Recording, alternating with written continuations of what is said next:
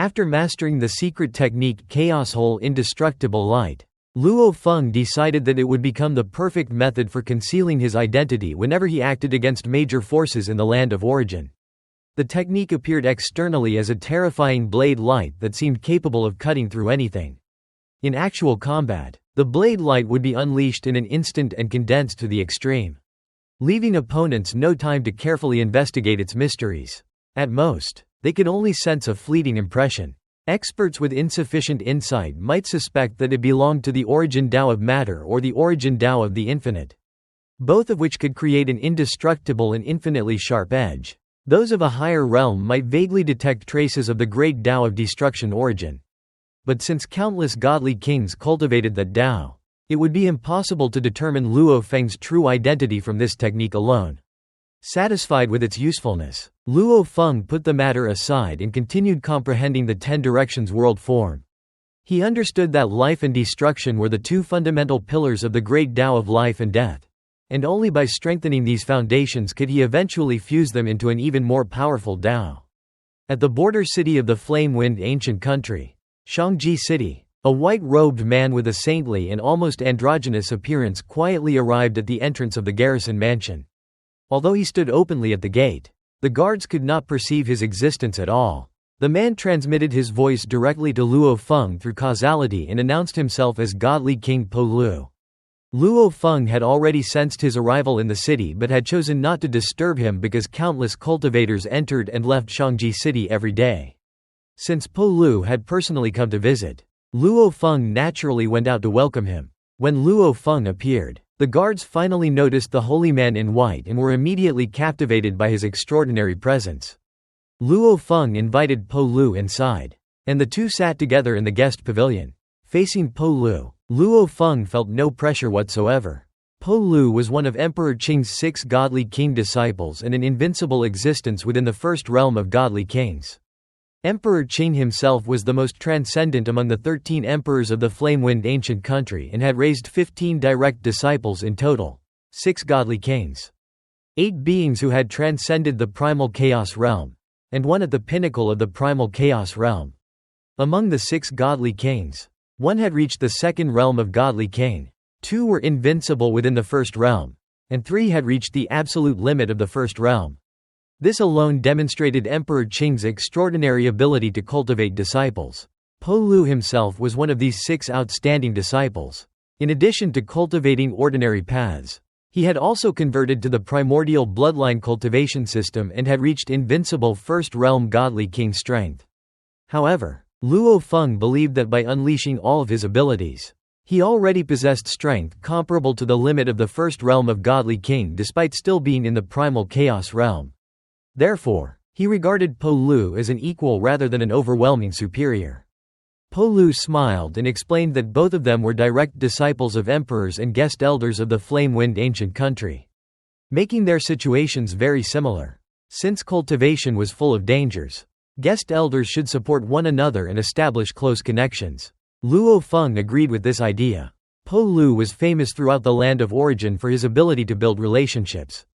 Of Emperor Qing's disciples, he had the broadest network of friends. His connections stretched across every region of the land of origin, and what outsiders admired most was his excellent relationship with many godly kings of the Wanji kingdom. He had even become a disciple of the Lord of 10,000 Realms in addition to being Emperor Qing's disciple. Emperor Qing had not objected to this unusual arrangement. In the entire land of origin, Pulu was the only godly king who simultaneously served under both Emperor Qing and the Lord of 10,000 Realms.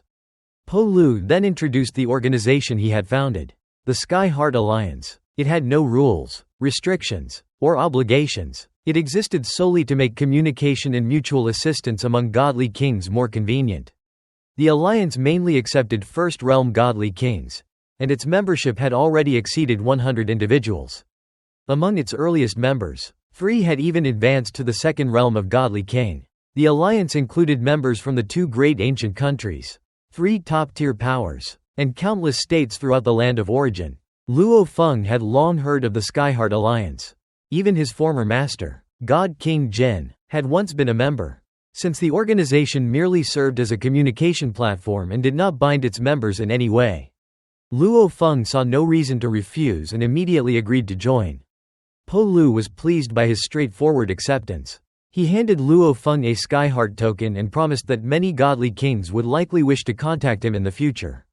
He also assured Luo Feng that if he ever encountered difficulties, he could ask for help because Pulu's connections extended throughout the entire land of origin. As Pulu was leaving the mansion, Luo Feng accompanied him outside. Along the way, they encountered Moyu Qingyan and his wife, Jang Yong. After Luo Feng introduced them, Pulu immediately recognized Jang Yong. She excitedly explained that she had traveled to Pulu City 3 different times to listen to his public sermons. Pulu laughed and modestly stated that he merely provided some small guidance to younger cultivators who struggled along the path of cultivation. After Pulu departed, Jang Yong remained extremely excited. In the past, she could only admire the great godly king from afar among huge crowds.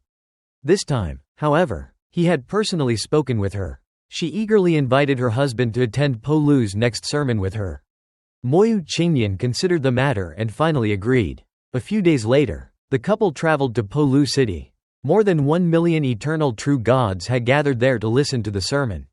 For beings at their level, making such a journey was dangerous and difficult. Yet countless cultivators still came because the teachings of a godly king were incomparably precious. When Pulu began his sermon, Moyu Qingyan quickly realized how extraordinary it was. The explanations were even more detailed than the teachings he had received from his second master.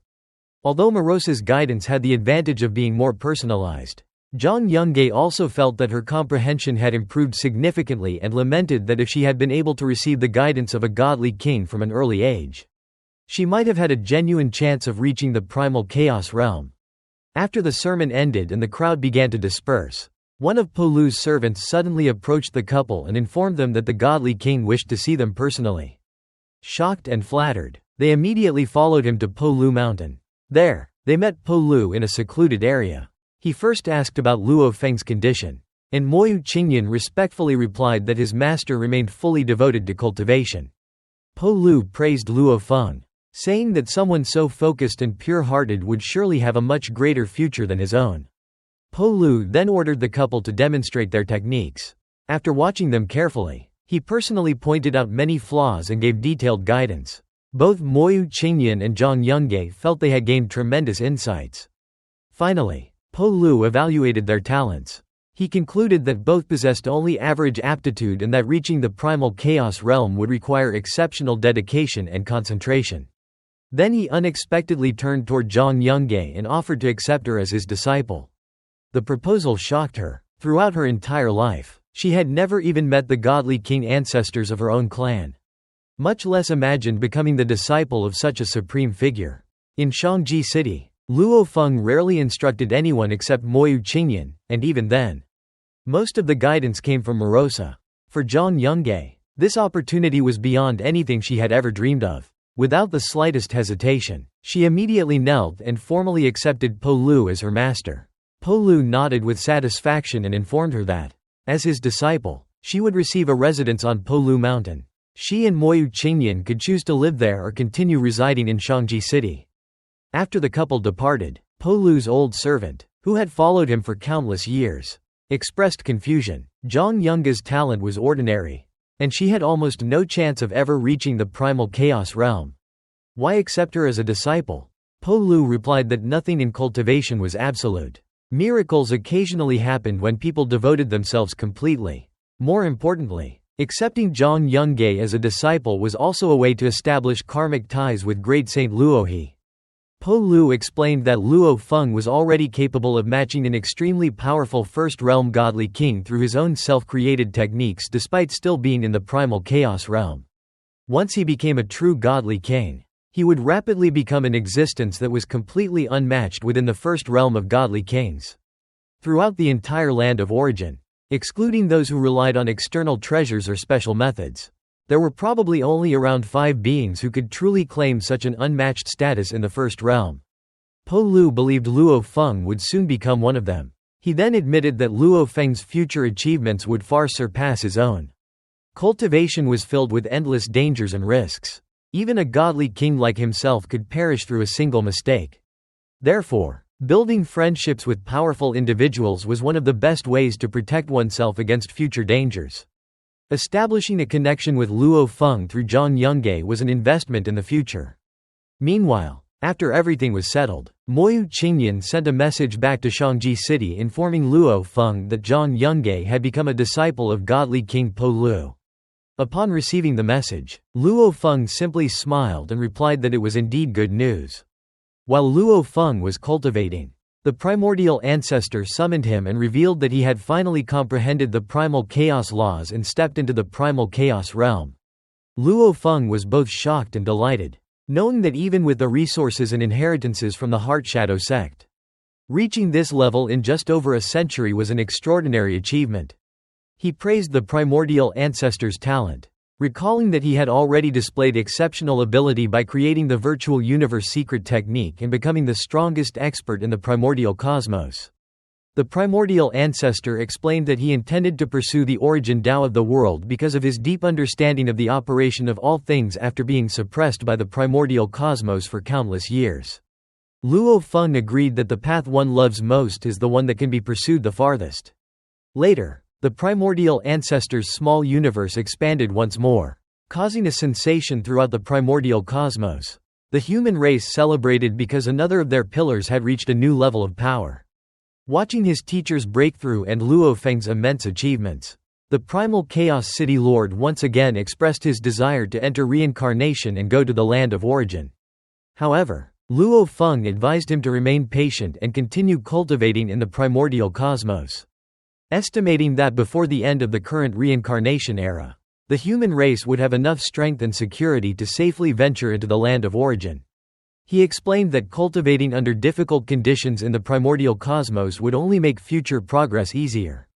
Back in the land of origin, Luo Feng visited Emperor Chu Yu to request a guest elder quota from the Flame-Wind ancient country for his companion Yuan, who had recently become a primal chaos realm expert through the law lineage.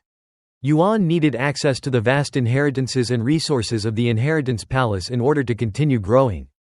However, Emperor Chu Yu explained that guest elder quotas were extremely precious and carefully guarded by the lords of the imperial clan, especially after the recent heavenly task when many quotas had already been promised.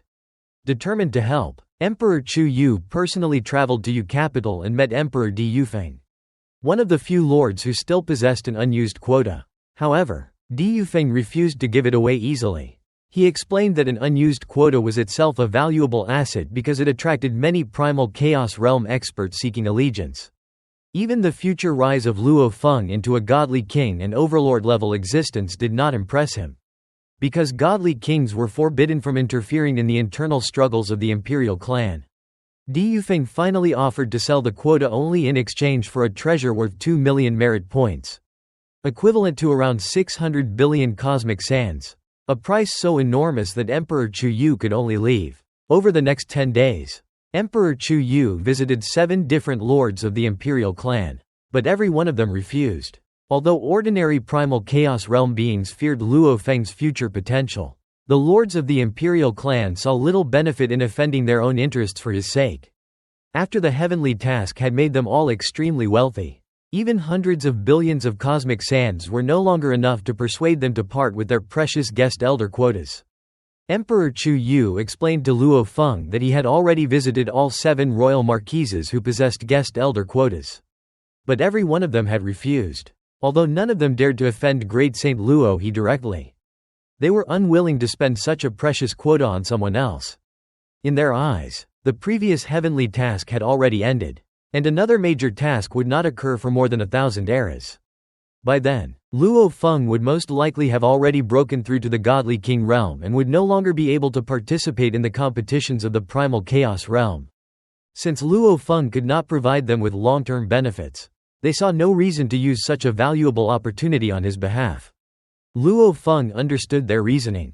Within the Flame-Wind ancient country, the royal marquises of the 13 imperial clan branches handled more than 90% of the country's affairs and were the true core elites of the imperial clan. Even godly kings were not permitted to bully or kill them. The monarch himself might intervene if such a thing happened. Therefore, even if Luo Feng became a godly king in the future, especially only an invincible first realm godly king, the help he could provide to the marquises would still be limited. When Luo Feng asked whether there were other ways to obtain a guest elder position, Emperor Chu Yu explained that according to the imperial clan's rules, only royal marquises could recruit guest officials of the primal chaos realm, while godly kings selected god-king guest elders. The reigning emperor could also make exceptions and directly recruit certain guest elders. Emperor Chu Yu even remarked that if Emperor Chu himself were willing to intervene, obtaining a position would be easy. However, Luo Feng did not wish to trouble his master over such a matter. Since he had only recently entered the primal chaos realm and was not in urgent need of the position, he decided to wait and seek another method in the future. At the same time, in Marquis Chu Ying's mansion, the Marquis had just emerged from a long period of seclusion. He had achieved a major breakthrough by comprehending a branch of the Great Tao and had also received tremendous rewards after ranking first in the previous heavenly task. Furthermore, Emperor Cheng, one of the 13 emperors and the most transcendent among them, had personally praised him, causing many godly kings to seek connections with him. A house manager informed Marquis Chu Ying that he was currently seeking a guest elder quota and that Marquis Chu Yu had already visited many places among the imperial clan's territories but had been rejected everywhere. The manager also revealed that the quota was intended for Yuan, an eternal true god from Luohe's cave mansion who had recently broken through to the primal chaos realm. Upon hearing this, Marquis Chu Ying laughed. Luohe's old servant, Luo Sa, had entered the primal chaos realm long ago but had never received such treatment. Whereas Luo Feng immediately sought a position for Yuan after his breakthrough. This convinced Chu Ying that Yuan occupied an extremely important position in Luo Feng's heart. Having only just completed his breakthrough, Marquis Chu Ying had not yet transformed his small universe or his divine body, meaning he was still officially considered a royal marquis. Because of his exceptional status among the first-class marquises, he still possessed enough authority and privileges to apply for an additional guest elder quota by spending imperial clan merit points. After considering the matter, Chu Ying concluded that Luo Feng's potential was extraordinary. An existence capable of becoming invincible in the first realm of godly king without relying on external help was exceedingly rare in the entire land of origin. Chu Ying knew that the struggles among the highest powers of the land of origin were brutal and that, after becoming a godly king, he would need both personal strength and powerful allies. Therefore, he decided to form a favorable relationship with Luo Feng before his own breakthrough. Without bringing any servants, Marquis Chu Ying personally traveled to Luo Feng's cave mansion and followed proper etiquette by having the guards announce his arrival. Luo Feng was somewhat surprised by this behavior and personally welcomed him inside. In the guest pavilion, Chu Ying directly stated that he had come to discuss the guest elder quota. He explained that, among the first-class marquises, different individuals enjoyed different privileges based on their achievements. Because he was one of the most outstanding among them, he could find a way to obtain an additional guest elder position. Luo Feng was immediately delighted and asked what price needed to be paid. However, Chu Ying simply smiled and said that his purpose in visiting was to make friends with brother Luohe. Luo Feng understood that obtaining such a quota certainly required a considerable cost in imperial clan merit points, making Chu Ying's gesture even more valuable. He sincerely thanked Chu Ying and promised to remember this favor forever. Chu Ying considered that response sufficient. As a powerful cultivator himself, he valued karma and relationships greatly. He believed that building a friendship with someone as talented as Luo Feng would eventually bring benefits in the future. He then asked whether the quota was intended for the same person who had originally applied. When Luo Feng confirmed that it was, Chu Ying instructed him to send Yuan directly to his mansion, by which time the application would already have been approved. Luo Feng immediately summoned Yuan, who was still in seclusion stabilizing his cultivation after his breakthrough. Luo Feng informed him that becoming a guest official of the Flame-Wind Ancient Country would grant him 100,000 merit points and access to the Inheritance Palace, where he could select an inheritance suited to his cultivation path and later exchange additional merit points for resources. Yuan had lived in Chu capital for a long time and fully understood how precious a guest elder position was. Countless primal chaos realm cultivators had worked for the imperial clan's marquises for ages while hoping to obtain such an opportunity. Realizing that the position must have been obtained through considerable effort, Yuan asked whether it had been difficult to acquire. Luo Feng simply told him to visit Marquis Chu Ying and not ask further questions. Yuan obeyed immediately and headed for Marquis Chu Ying's mansion. Watching Yuan leave, Luo Feng finally felt relieved. Another pillar of humanity had now become a guest elder. With proper inheritances and sufficient resources, Yuan's future cultivation path would undoubtedly become much smoother. Marquis Chu Ying handled everything efficiently. And on that very day, Yuan officially became a guest official of the primal chaos realm. He then entered the inheritance palace and selected an inheritance suitable for himself. The news quickly spread throughout Chu capital and caused considerable resentment among the other primal chaos realm cultivators. Many of them had spent countless years trying to obtain such a position but had failed. Yet a newly advanced cultivator had received one immediately. Nevertheless, because Yuan was supported by both Great Saint Luo He and Marquis Chu Ying, nobody dared to openly challenge the decision and could only complain in private. Soon afterward, Marquis Chu Ying finally completed his breakthrough and officially became a godly king.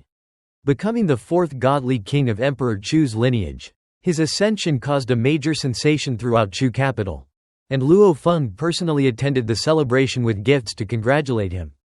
After the celebration, Luo Feng returned to seclusion and devoted himself entirely to cultivation. As time passed, the effects of the clearing spirit liquid completely disappeared, and only a small residue of the primordial crystal spirit fruits effects remained.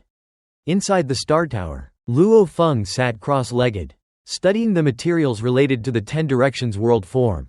This secret art was extraordinarily difficult, and he had never expected to fully comprehend it while still in the primal chaos realm. He merely regarded the process as training to sharpen his comprehension abilities. Then, completely without warning, the complete structure of the 10 Directions world form suddenly appeared in his mind. Luo Feng stared in disbelief and murmured to himself, wondering whether he had truly mastered it. The breakthrough had come so unexpectedly that even he found it difficult to believe. Sometimes, great surprises arrived without any warning at all. Luo Feng was astonished when he saw the reflection of the vast region covered by his inner small universe. Each primal chaos prefecture was unimaginably large, and even major cities were only tiny points within one prefecture. A second-rate country usually contained only a few dozen primal chaos prefectures, while a third-rate country covered only around 10. Yet Luo Feng's world reflection could already encompass 3 entire primal chaos prefectures, demonstrating its terrifying scale. Within this range, he could summon the power of the world with a single thought and annihilate enemies. He realized that if his current strength was already close to an undefeatable first realm godly king and he possessed such abilities, then second realm or ultimate realm godly kings must be even more terrifying. Explaining why ultimate realm catastrophe beasts could bring apocalyptic disasters, he also understood that true first realm godly kings possessed much greater divine power reserves than he did. And if they cultivated into world life forms, their bodies would become even more immense. Although he considered himself nearly comparable to an undefeatable first realm godly king, his body was still continuously absorbing energy from his small universe and growing stronger. And he believed he would soon reach the standard of a normal undefeated first realm godly king. Luo Feng entered the garrison mansion in Huyang City and decided to continue studying his new body and its abilities. As a cultivator of the great Tao of life origin, his true body and avatars were almost equally important because as long as a fragment of his strength remained, he could recover completely. Therefore, treasures like the Star Tower became even more valuable. Having heard many stories of second-realm godly kings being attacked by the 2 ancient countries, he chose to remain cautious and keep the Star Tower hidden until he fully understood it. Although he now qualified to be called an overlord, he still had to stay low-key before the 2 ancient countries. According to the special grade inheritance, world life form, he had only reached the threshold of becoming a true world life form. The inheritance described primordial life forms outside the braided cage whose bodies could rival an entire source world, making Luo Feng feel as insignificant as an ant compared to them. Nevertheless, he was satisfied that he had taken the first step and resumed his closed-door cultivation. Meanwhile, in Shangji City, Moyu Qingyan asked his wife, Jang Yong, how long she planned to remain in Pulu City. Jang Yong replied that she did not know because becoming a disciple of godly King Pulu was an extraordinary opportunity, and she wanted to remain at Pulu Mountain to receive her master's guidance whenever possible. Moyu Qingyan pointed out that he could not leave Shangji City because of his important position and worried that they would be separated for long periods. Jang Yong answered that cultivators could endure temporary separation. When he suggested she leave behind a divine power incarnation, she refused, saying cultivation required complete focus and no distractions. Moyu Qingyan felt hurt because his family had always valued close relationships and children, and he himself had wished for such a life. However, Jang Yong prioritized cultivation above all else. Marosa appeared and reminded him that emotions affected cultivation and praised Jang Yong's decisiveness in cutting off distractions and devoting herself entirely to cultivation. Moyu Qingyan disagreed, pointing out that his father and brothers had balanced both emotions and cultivation. As time passed, Moyu Qingyan personally traveled to Pulu city and arrived at Pulu mountain. There he saw Jang Yong sparring with her fellow disciples. Although she was much weaker than them, they deliberately restrained their strength.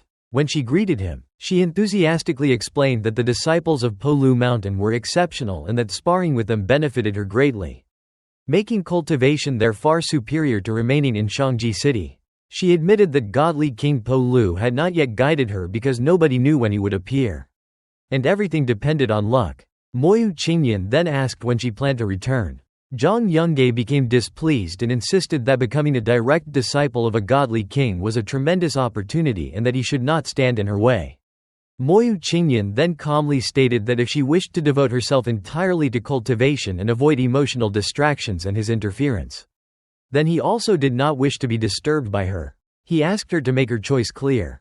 Jang Yong answered that she would never give up the path of cultivation because it was the greatest opportunity she had ever received and that nobody could stop her.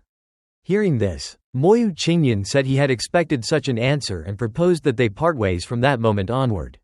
He then turned and left. Jang Yong watched him go without trying to stop him. She believed that cultivators naturally came together and separated over time. Although Moyu Qingyan had been a good companion in her ordinary life, she now valued her status as a direct disciple of a godly king even more.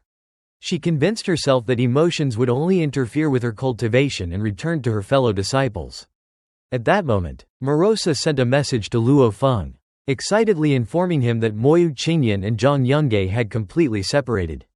Feng was surprised because he had never paid much attention to his disciples' relationship. Marosa explained that he had sensed problems for a long time and that Moyu Qingyan had been troubled by Jang Yong to the point of losing concentration. He was delighted that the two had finally split up. Feng merely laughed and regarded it as a minor emotional trial. Since he was at a crucial stage of his cultivation, he left Moyu Qingyan's matter entirely to Marosa, who happily accepted the task because he had no need to cultivate and was already closely observing his disciples' situation. Feng studied the materials related to the 10 directions world form, including the golden scale beetle corpses given by his master, Emperor Chu, and other biological materials collected from the world where he had been stationed. He realized that the 10 directions world form he had comprehended was different from all of these examples.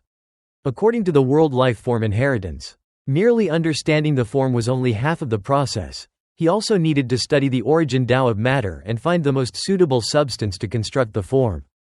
Only by combining both could a truly powerful life form be created. Although some cultivators, such as the Snow Realm Ancestor God, had mastered the great Tao of life origin and possessed life forms comparable to the 10 directions world form, their bodies were formed purely from divine power and were therefore much weaker. Thanks to his formless and intangible ability, Feng could attempt to imitate the form himself. Using the 10 directions world form as a foundation, Feng began transforming by referencing the matter of primordial bloodline creatures. He discovered that unlike his previous forms, which were limited to 108 trillion particles, the 10 directions world form was essentially a complete world and theoretically had no upper limit. As long as his soul and spiritual will could control it, the form could continue growing indefinitely. After experimenting with 7 different materials, he created 7 avatars and determined that all were suitable, with the Silvershan Beast King possessing the highest compatibility. Feng then began a complete transformation of his godly body. The process became increasingly smooth as he gained experience, but it still took nearly half a day in the land of origin to finish.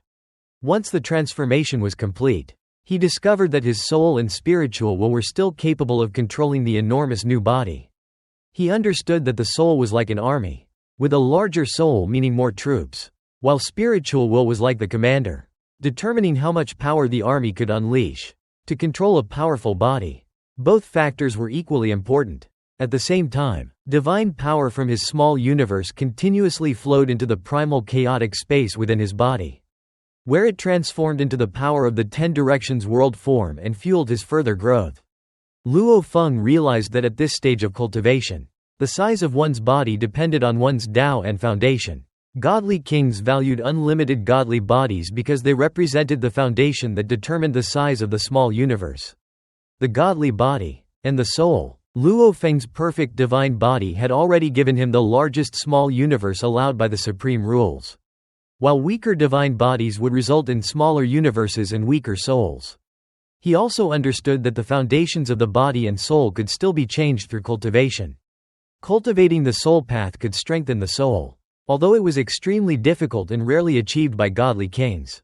Improving the body's foundation required cultivating the Tao of the body itself, with the great Tao of life origin being the most effective path. The Snow Realm ancestor god was a perfect example, as every river and snowflake within the Snow Realm territory was considered part of his body.